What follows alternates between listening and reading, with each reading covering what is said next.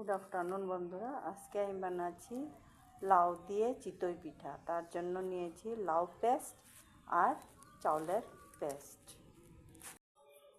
লাউ নিয়েছি, লাউটাকে ছুলে গ্রিট করে নেব।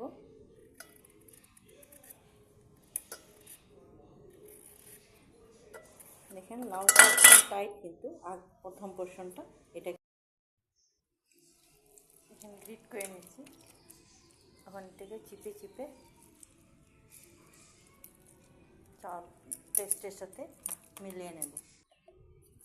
টেস্টের জন্য অল্প একটু লবণ দেব, অল্প বেকিং পাউডার আর অল্প সুজি, এর মধ্যে দেব অল্প চিনি।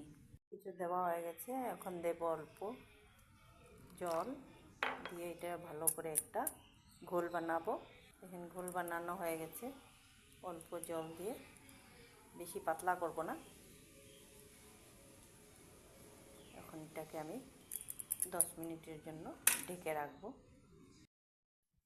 চিতই পিঠাটা বানানো শুরু করছি। দিয়ে দেব 1 হাতা ঘোলটা, ঢেকে রাখবো কিছু সময়ের জন্য।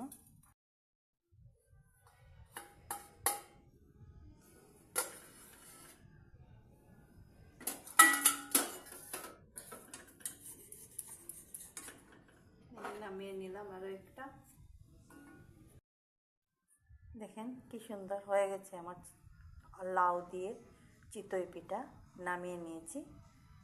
আপনারা সবাই একবার ট্রাই করে দেখবেন। ভালো লাগলে লাইক শেয়ারটা প্লিজ করে দেবেন।